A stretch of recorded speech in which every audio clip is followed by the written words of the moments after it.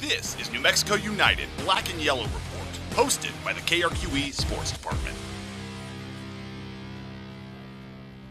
Hello and welcome to the Black and Yellow Report, where we have the ins and outs of your favorite soccer club, New Mexico United. Yep, that's right, Van. And in this week's edition, we will once again get to know a United player and, of course, talk about their next matchup. But up first, let's talk about last night. Yeah, Jared, United had a tough test hosting then Western Conference leading Monterey Bay, and our Brad Benson has a recap of that Wednesday night matchup. Brad. Thanks, guys. Yep, it was a showdown of the best in the West last night at Ice Topes Park. While the action was limited, the boys in black and yellow got it done when they needed to.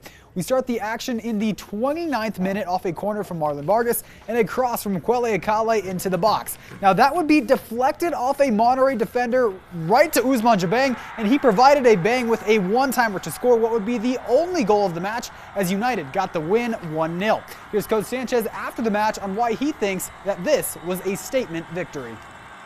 Again, I think that any time that you're playing against, some of the better teams, like you want them to remember what it's like to play against us. So, we talked about being the hunter or being the hunted, and we want to continue to be a team that, is on the front foot, is a protagonist in control of all moments of the game.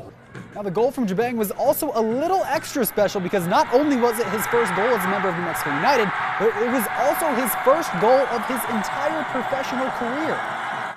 It's very nice to get it done. I had a feeling, guys are telling me, my wife was telling me, my parents telling me, like, it's coming.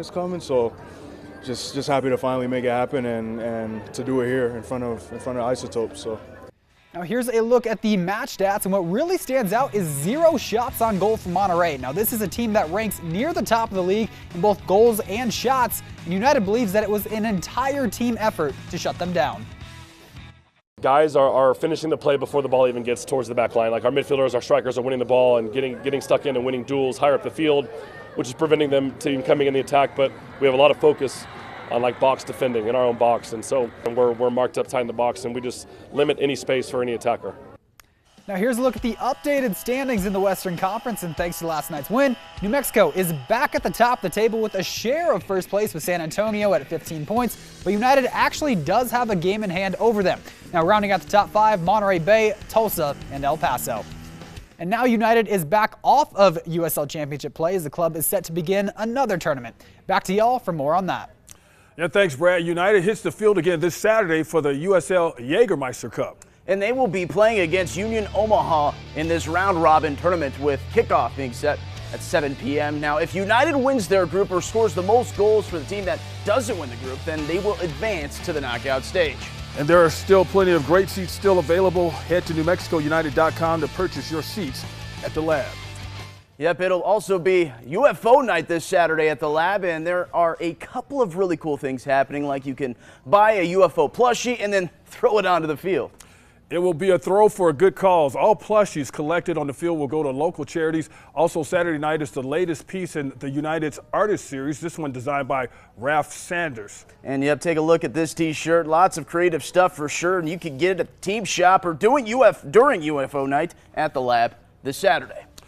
Fusing the world of soccer with golf, New Mexico United is now looking for fans to hit the links next month. Yep, it's part of their biggest fundraiser of the year, which helps a wide range of community projects. Our own Jessica Salinas explains how you can chip in. It's the best golf course in the state. It's the best green space in the state. It's just an absolute blast, and we love it. From the flat soccer pitch to rolling slopes of the golf course, one of Albuquerque's loudest sports will hit Sandia's quiet links next month. Come May 17th, those at Sandia Golf Club will be leaving the 6 behind and trading it in for a soccer ball, all for a good cause. United's annual 4-man scramble foot golf tournament is returning for a 3rd year, where instead of using golf clubs, tourneygoers will use their feet to kick a soccer ball into golf holes that have been quadrupled in size. Avoid the water, avoid the sand, just like golf. Try and get in the hole as many and as few shots as possible. The invitation is open to all. It's a pretty accessible game. If you can kick a soccer ball, even if you can't kick it well, because I certainly can't, you can play foot golf. And the money raised by the tournament will go to Somos Unidos Foundation, which in part helps pay for New Mexico kids to play in local soccer leagues. I think New Mexicans are often told that they're not good enough in a lot of different ways. Well, they're good enough at soccer, they're good enough to achieve, they're good enough to represent their state on a real positive level. And we have a responsibility and an opportunity to provide that platform for them, and we're proud of that. Jessica Salinas, KRQE News 13. The tournament takes place May 17th with a watch party after the United game. And we have more information on how to sign up for that at alwaysonkrqe.com. The Black and Yellow Report is just getting started, and we have the Gaffer coming up next. That's right. Come on back as Dennis Sanchez sits down in the coach's corner, gives us his take on Saturday's matchup against Union Omaha. It's time for Kicking It with Coach. New Mexico United head coach Dennis Sanchez. Coach, Jägermeister, and it's not a drink. It's a cup. It's a tournament. I think you get a drink when you win the whole thing. But no, we're first year of being it for USL Championship sides. We're excited for it. It's another trophy that we can compete for. The Jägermeister Cup is what I'm about. USL won against the USL Championship teams, kind of an interleague tournament. And on top of that, they didn't just say, we're going to give New Mexico United some chumps. They gave you guys the best.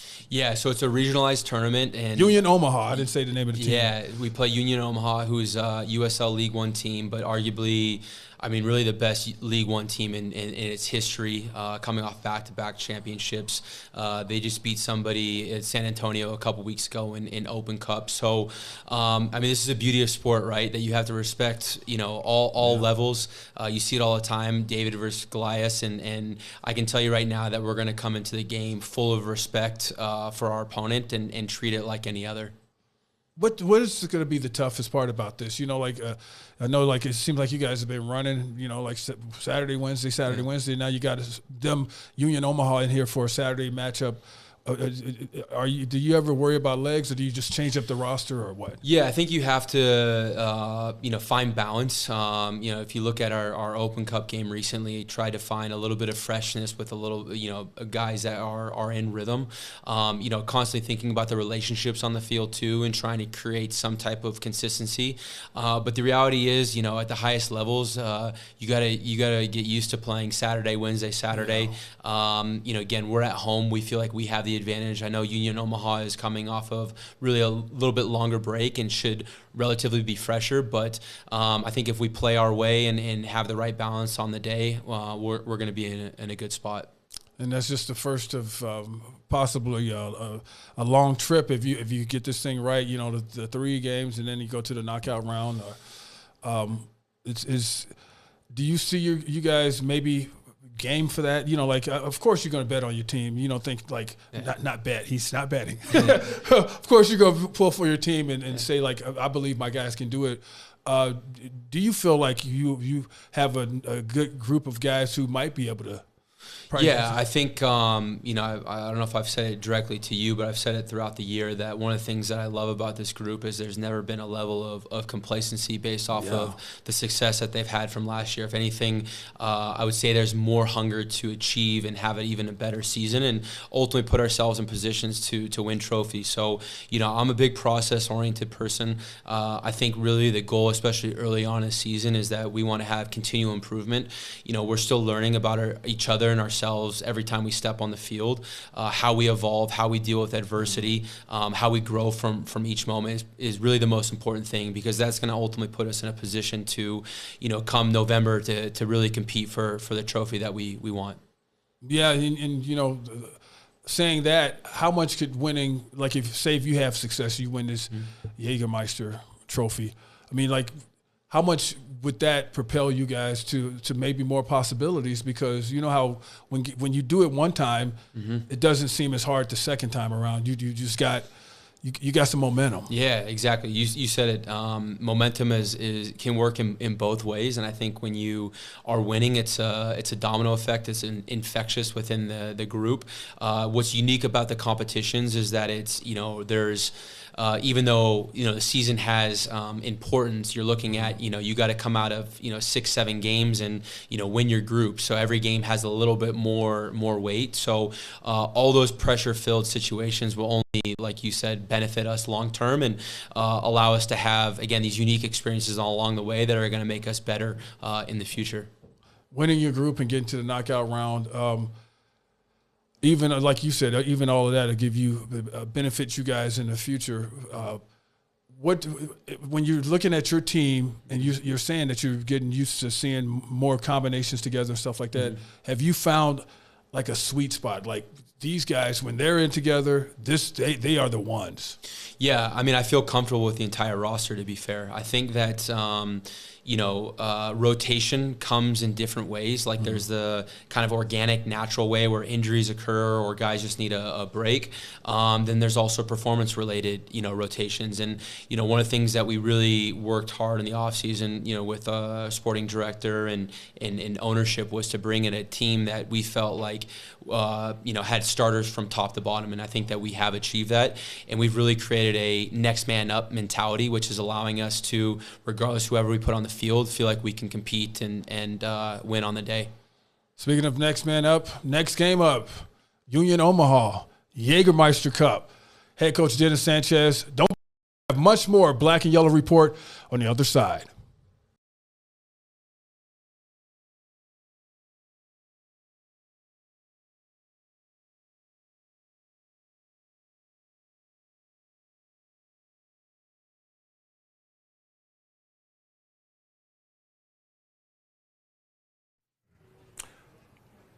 Welcome back. Each week on the Black and Yellow Report, we will highlight a player from the main team and sometimes from the academy. That's right, Van. And in this week's New Mexico United player profile, we will showcase a guy that seems to be in on every play, Mukwele Akale. What's up? What's up, T?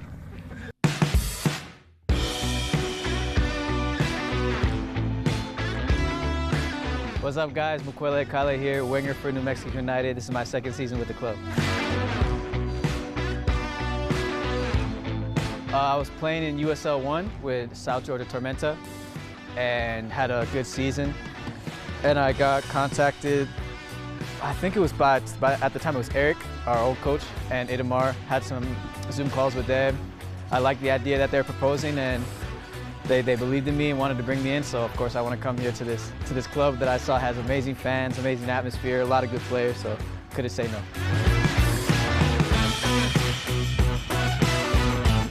If I had to pick one, was the playoff game at home. I just felt the difference in the crowd that game. Like we went down 1-0 early, and the crowd was really our 12th player that day. They were never quiet. Came back, got that 1-1, 2-1 up late. It was an amazing moment.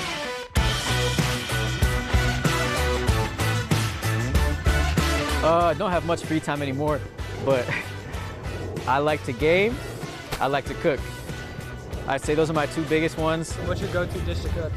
Rice and stew. You know rice and stew? No, you don't know. I don't know. It's a West African dish. It's just like you make rice, you make your own sauce, usually tomato-based, with a bunch of African spices and stuff, and then you can use goat meat, chicken, beef, whatever you want on top. Really healthy, but really good. Celebrity crush? No, I love my wife, Amy Yang. Yeah.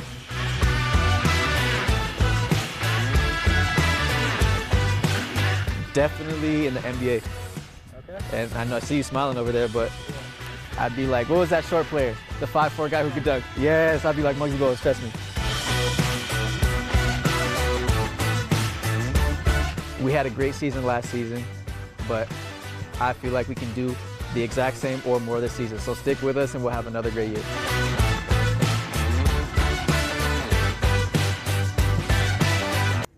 That other sport question kind of gave Brad the glare, didn't it?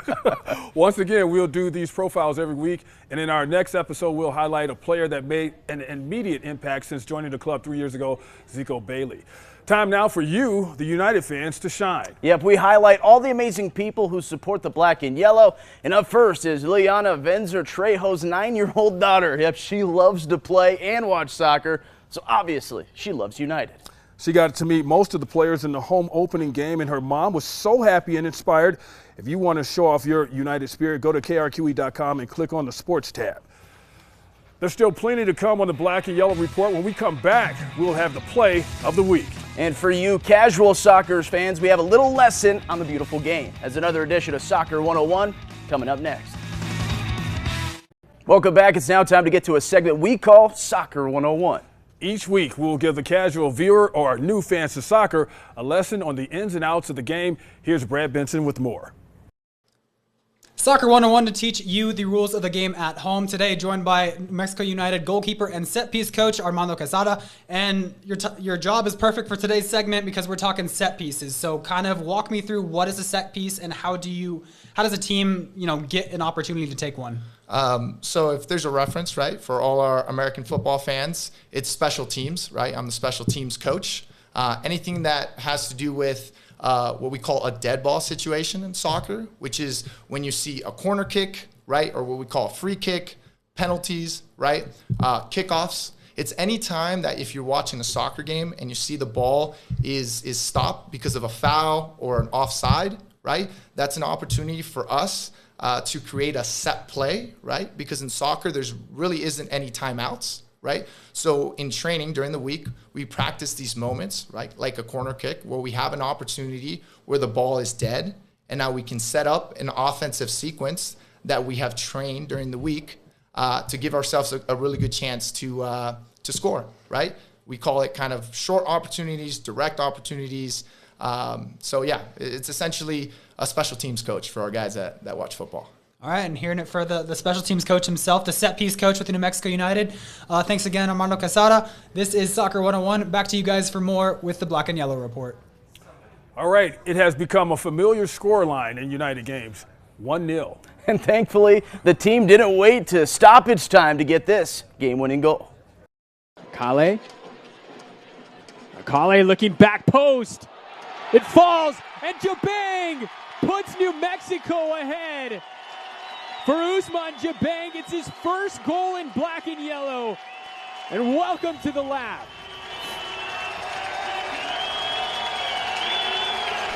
Great set piece there by New Mexico United. Play it short, draw Monterey Bay off the post as well, and it's recycled at the back post. Ball finds its way to Kale. And what a great ball it was into the back post, but then drops to Jabang, and he just has to pass it. He just has to be calm. He had a chance earlier on, but he maybe snatched at it and put it into the crowd. And this one, he made no mistake. Yeah, that goal in the 29th minute marked only the second time this season that United has scored in the first half. And it was clutch, as it now puts United tied for the lead in the Western Conference with a game in hand over San Antonio.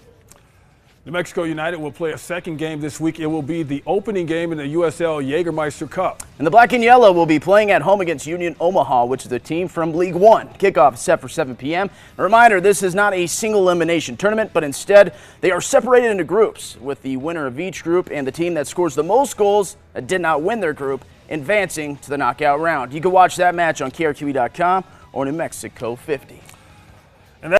This episode of the Black and Yellow Report. If you are looking for the latest United gear, head to their website, NewMexicoUnited.com. And continue to cheer on United as they look to notch another victory at home this Saturday. But until next time, stay united, and as always, catch you on the other side of the pitch.